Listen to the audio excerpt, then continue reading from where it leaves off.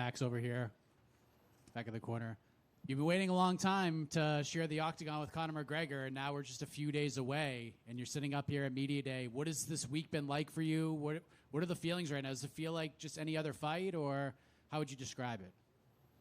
I mean, my media schedule felt like any other fight, but when you go on social media, you see everybody, you see the eyes, you see the clicks that you're getting on everywhere. It's huge, it's fun, and when the World Cup is going on and people are talking about Holloway versus McGregor too, that's an amazing time to be alive. How often do you reflect on that first fight? I know it's something you've wanted for a long time, but obviously so much has happened over the years since that first fight with championships and hiatuses for Conor and all sorts of stuff. Like, how much do you reflect on that first fight heading into this one? Not much, you live, you learn. Every loss to us is a learning experience, and that's all it was, I got to do some great things after that. He did some great things, and we're here now 13 years later, and I'm excited. I was asking Robert Whittaker a little while ago about light heavyweight Robert Whittaker, and he feels like it's been life-changing. Welterweight Max Holloway, has that been just as life-changing for you? What is this fight week like fighting at 170 as opposed to 55 and 45? I mean, 45, you can't even compare it, right? 55, I always talked about how it's been great, been better, it's been awesome. 170, oh my gosh. It's just performance up here, so I love it. And the last thing for me, yesterday, you and DC had another infamous run-in. What was that like for you, and what's the message for Daniel Cormier a day later? I mean, I just saw him again, I keep harassing him. I've been calling him out for years, bro. He's been running away. If I could get another fight, that's the man I want to be. They keep talking about weight classes, this and that. Dude can just show up. We gotta solve our problems. Max, what have you made about Conor's apparent frustration that he's not talked about as the greatest featherweight of all time, and he's a little bit mad that you sometimes get called that?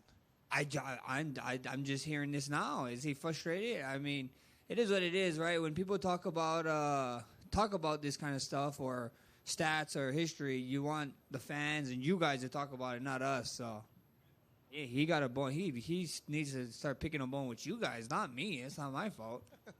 What do you feel, when guys move up in weight, people start talking about, does the power translate? Does the chin translate? As you're the bigger guy up there now at 170, do you feel like it makes you a stronger guy? Does it make you a slower guy? What does the changes do to your performance? I feel good. Strength, cardio, movement, everything that you said. I feel great. I know you guys have been following me on media and seeing what I've been doing. We bring in the former 170 champion, Jack Della. Had great looks, had great training. We was only supposed to train together for a week. We loved it so much. He ended up staying for a second week, and I think so. Bringing him in was huge. It was good fun, and we'll get to find out Saturday night. It's gonna be fun. It is what it is. You have done a lot of stuff in the last 5 years since Conor's been away, right? 300, the BMF belt. There's been massive moments. Do you feel like getting this rematch that for a while there we were never sure if you might get, has this whole week and this whole process just been fun? Like, finally I get it. It's going to be fun. I get to try and get my win back. Talk about the experience of having this rematch booked and just the emotions getting it after years of waiting around for it. It's huge, who would have thought that Conor was even coming back after what happened with the injury, and then with him and his other injury at a fight that he had. So it's just big. I finally get the right or wrong, and I'm looking forward to it. He's a killer, and I'm looking forward to see the best Conor McGregor come July 11, and hopefully I get a SportsCenter #1 spot up there. What's the money like for a Conor McGregor fight these days? It's beautiful, bro. I'll tell you this much. Every single guy that fighter or non-fighter is saying that I'm fighting for money, I'm a prize fighter, brother. This is what we do. If you wasn't fighting for money, you're an idiot. Max, just one quick one to kind of go back on the DC and fighting a welterweight and everything. On Embedded, almost 10 years ago, there's a clip of you calling DC, quote, a fat shit because he gets to eat rice. So Yeah. How's the diet been as a welterweight? I guess I get to call myself a fat shit because I get to eat rice now in fight camp. But, yeah, it's awesome. It's awesome. DC's a fatter shit, so now it's crazy. Max here. This is going to be your 15th main event in the UFC. The only people who have more are Anderson Silva at 21, John Jones at 19, Randy Couture at 18, and Tito Ortiz at 16. Do you think when it's all said and done, you top that list?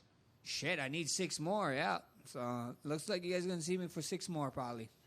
And I know you keep saying you want that 300 moment, right? And you're chasing that again. But I feel like I always hear fighters talk about when you start chasing things in the fights, that's when they don't come to you. So how do you, I guess, find the balance in wanting something spectacular, but also fighting as you need to? I understand what you're saying, I couldn't tell you, but that's the things that I want, I didn't, like you said, I know there's records out there that I want. I guess I didn't even think about them, so you just made me change my mind. I'm not chasing no moment. I want Sports Center top 10. Maybe we get the number 1. See, reverse psychology. And I know you said last time you didn't love having to do all the face-offs with Charles, the Paramount one. I don't think you're going to have to do it because we're not at the Apex this time. So are you just looking forward to seeing Conor for the first time tomorrow in front of the crowd with all that energy? For sure, yeah. I mean, I think that face-off is just weird, bro. Weird as hell. You keep seeing this guy. I mean, I know I'm usually cool with the guys, even with Charles, but it's just weird seeing him true. Like, we're not going on a date or nothing, Just let me see them one time, so...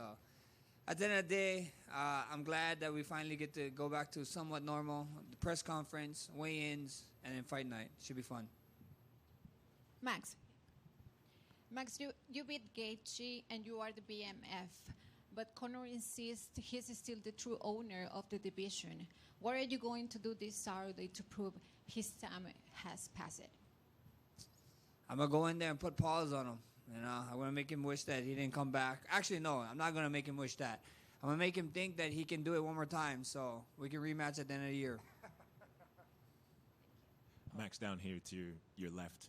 Dead here to your left here. You can't see me. Anyway, I feel like the consensus among most MMA fans, given Conor's layoff, is that you should walk right through him, particularly with your volume-heavy style. How is it competing with the pressure of being the one who should come out with the victory? I mean, that's crazy talk, right? A lot of people, a lot of fans is counting Conor out, which is crazy. I mean, a lot of people count Justin Gaethje out. I mean, this is different. This is different situations, right? But this guy has unlimited money. You know what I mean? He has a lot of connections. He's coming back from a crazy injury. He supposedly found God. His kid is going to be here at the fights. I saw Tim Grover in a picture with him. I don't know if that's the coach now, but he's doing all the right things. You know what I mean? So I'm getting ready for the most dangerous Conor McGregor we ever saw, and nobody's telling me otherwise because once you start overlooking people, things don't go too well for you. And you mentioned it there. He has millions of pounds, dollars in the bank. He has accolades. He doesn't need to do this. What do you think that says about his character? He's an animal. He's a warrior. Bro, nothing but more than respect. There's a saying that that I grew up watching. I forget what boxer promoter said it, but I was watching a documentary, and he said it right. He was like, "Why the hell would a rich kid fight? Rich kid don't need to fight. Poor kids fight." So to see that he still got that side of him in him is exciting. Do you think that you'll be given the credit for beating this version of Conor McGregor, obviously coming off the leg break, the 5 years? Do you maybe wish that this had come a few years earlier? I mean, when it's all said and done, we live in a social media way. I don't think anybody getting credit for anything nowadays. So at the end of the day, if they give me the credit, if not, it is what it is. I get to go out there and check something off my list. Thank you. Max in the middle right here. Any concerns that this fight wasn't going to happen just because it has been so long that Conor's been in there? And if so, did that weigh on you at all during camp, whether this is going to happen or not? Not at all. I didn't have too many concerns. Everybody talked about that one Chandler fight. He did only really ever pull out of that fight ever in his whole UFC career. It was one, and people just hold it like tooth and nail towards him, which is crazy. But I had nothing. I just trained as usual, and if it didn't happen, it didn't happen.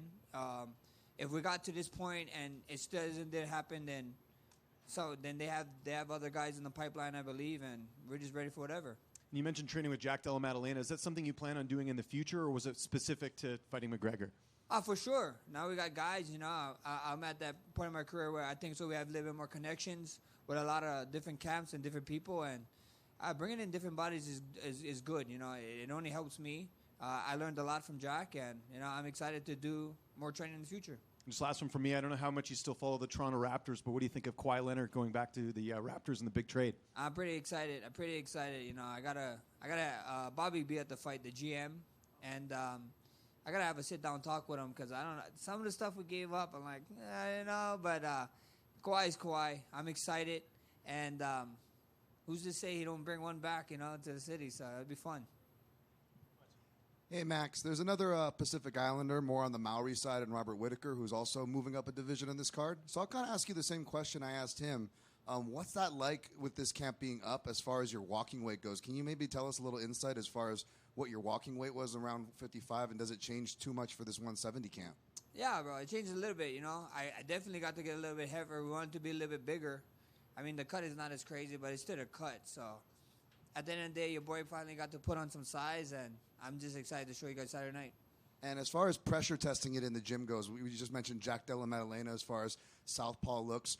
Was there any southpaws for one, and for two, how did that weight feel, you know, moving around for this camp with the extra weight? Feel good, you know. I have my boy Jack, and then we have another guy. You guys don't know his name. My man Will. He's been with me throughout the whole camp, and then he actually had to leave a little bit, so that's when Jack came in, and it was amazing. It was amazing, man. These guys are big boys. I love it, and I love the way I feel. I love my punching power. I love my power with them. I love clinching and feeling everything that 170 had to offer, and I can't wait to show you guys Saturday night. Fantastic. And last one for me, you are 2-3 against UFC level southpaws. You've avenged all those losses minus Conor McGregor, which you'll have obviously a chance this Saturday. Tell me, Max, you don't want to give away too much of the game plan, I imagine, but what do you feel about facing southpaws? Something you like, something you don't like? I noticed in the Arnold Allen fight, you fought like all southpaw almost, and then not as much against Poirier. Do you just change it up for the different opponent, or what's up? Yeah. Every single fight we approach differently, and we saw certain things that work with certain people, and that's what we do. You know, I got some of the best minds in the game, and my coaches, you know, with Ryan Lazarus, Ivan Flores, and Darren Yap. Man, these guys, you guys wouldn't even know their names if I didn't say them. You know, that these guys like being in the dark. Two more questions. One, Max, a large part of the storyline around this fight is obviously Conor's 5-year absence. As a guy who's been so active, how do you think a 5-year layoff would have affected you in your career? Like I said, I think it should affect him. I think so. I could come back from a 5 year. You give me his bank account, all his connections, brother, I'll be back in 10 years. That's what I'll do, you know? Like, everybody bringing that excuse up. Yeah, the only thing that he missed is maybe the walk, the arena, the feel, right? But we still had Stone Cold Killers in there, bro. He still was one of the best fighters in the world at one point. So I'm looking forward to the best Conor McGregor. Best of luck. Thank you, brother. Max, back here. Here. So there was, like, you were asked there about the finances going into this. Is this the best payday of your career, this fight? For sure. I mean, maybe. We see. Everybody keep talking about Conor McGregor, this and that, and fighting for money. Like I said, man, anybody who ever says that they don't fight for money, they're lying through their damn teeth, bro. We're prize fighters. We're money fighters. Is what we want. Did you notice anything, like, particularly when you fought on Paramount the last time versus obviously you're a pay-per-view headliner, your last one would have been against Poirier on pay-per-view. Did you notice, like, financially there was much of a difference between those two? Yeah, for sure, 100%. And if you didn't notice it, you guys need new managers, fighters. Wait, was it good or bad? It was very nice. And last one, just you were asked there about, Oscar asked about, Conor being frustrated at being, not ranked as the best featherweights. Of the 5 who have had that belt, you, Volk, Ilya, Conor, and obviously Aldo, how do you rank them from 1 to 5? I think Aldo is my favorite, you know what I mean? But I can see the case with Volk for sure, you know what I mean? And then I also see through the media size-wise, and I'm not going to rank myself in it, right? So if it's 4, would have to be Aldo, Volk. Maybe you give a little bit more to Ilya because of who he did and the guys he fought, right? And then Conor just won it one time, boom, disappeared, became a double champ. So, kudos to him, but that's just the way I look at it. Thank you, guys.